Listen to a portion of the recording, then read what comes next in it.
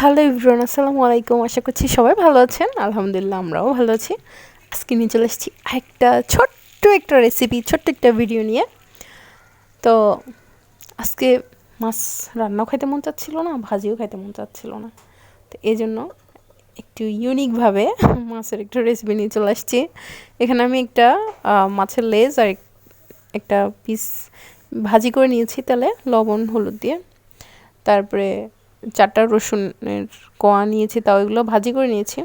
তো এখন মাছগুলো বেছে নিচ্ছি, কাঁটাগুলো ফেলে দেব ভালোভাবে পরিষ্কার করে।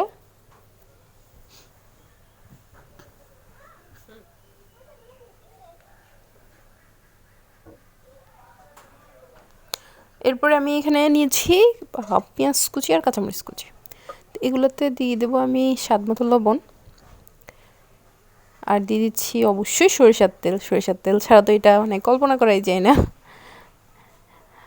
তো এগুলো ভালোভাবে আমি মেখে নিচ্ছি, রসুনগুলা, তারপরে পেঁয়াজ কুচি, কাঁচামরিচ কুচি, সরিষার তেল ভালোভাবে মেখে নিয়ে লবণ দিয়ে তারপরে মাছগুলো সহ কসলাই কসলাই মেখে নেব।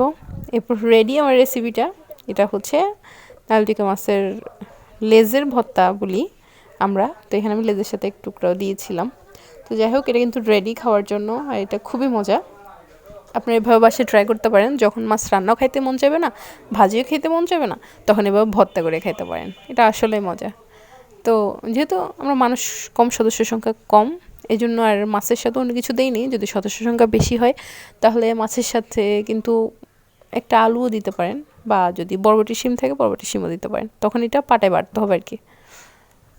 তো এদিকে আমি নিয়ে নিয়েছি পান্তা ভাত। পান্তা ভাত দিয়ে যে কোনো ভর্তা কিন্তু খুবই মজা। আর এখানে আলুর ডাল রান্না করেছিলাম।